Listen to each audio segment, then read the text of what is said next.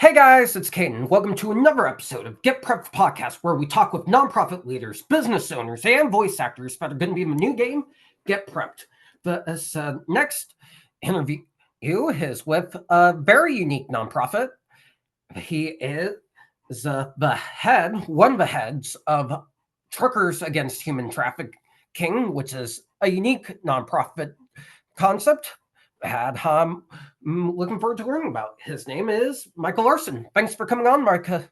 Of course. Thanks so much for having me. Appreciate it. All right, my first question for you is, what led you guys to the world of nonprofits, and what's driving your passion? Yeah, great question.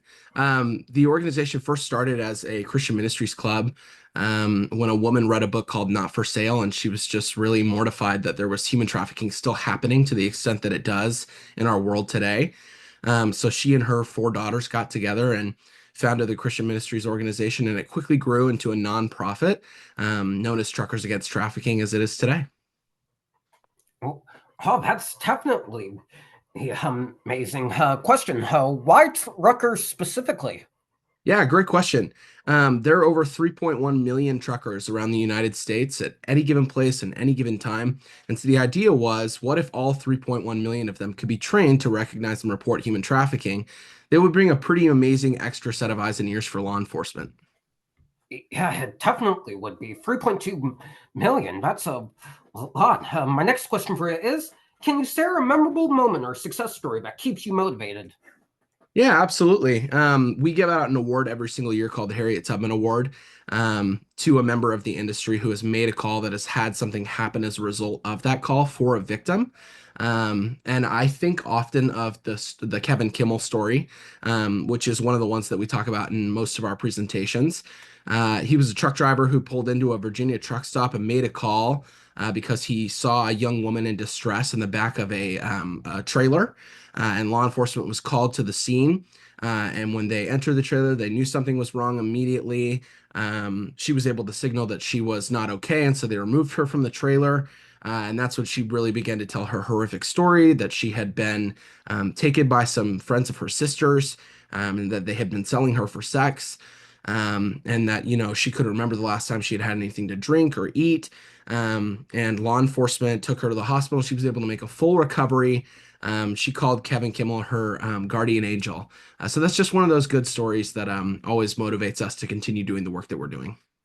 Yeah, that's definitely amazing. Next question for you is, what's been the biggest challenge in running your nonprofit, and how did you overcome it?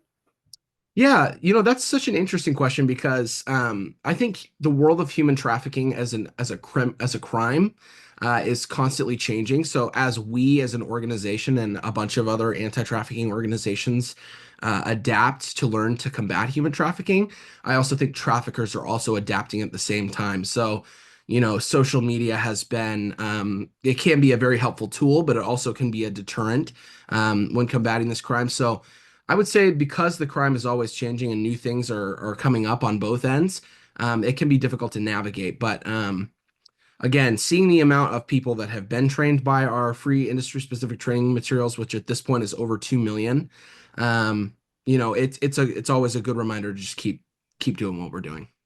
Yeah, absolutely. Yes.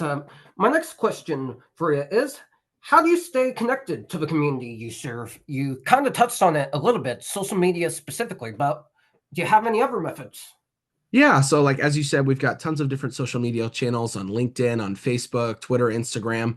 But another way that we keep connected with our community is I'm actually a part of a team at Truckers Against Trafficking called the Mobile Exhibit Team. So I travel around with a mobile exhibit called the Freedom Drivers Project, which is a 48-foot tractor trailer that's been turned into a mini museum on human trafficking. So on the walls, we have actual artifacts from real survivors of human trafficking paired with some of their stories.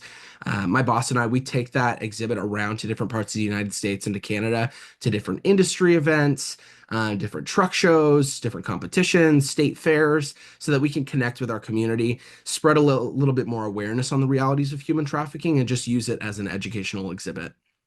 Oh, that's honestly amazing.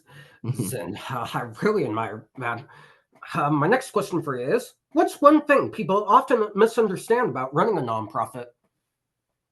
Yeah. That is a good question. I'm gonna have to think about that for a second. Hmm. What's one thing people misunderstand about running a nonprofit? Yeah, I would say I think a lot of people don't realize that nonprofits are usually smaller than they are. So we always get asked, are you available for this? Are you available for that? We're a small but mighty team. I think of about 24 or 25 now. Um, and it just is really cool to see the amount of work that we've done in the last 15 years. Um, and just have had such a small amount of actual people on staff. But I think that's a testament to the amount of work that our partners have done around the US and in Canada and around the world. Um, it's just really cool and encouraging to see the amount of work that's been done in the last 15 years. I absolutely agree. My last question for you is, if your nonprofit had unlimited resources, what's the first thing you'd do? Gosh, good question. I think probably expand into other countries. While the problem is a very big issue in the United States, and most United States citizens, or most people who are trafficked in the United States, are United States citizens.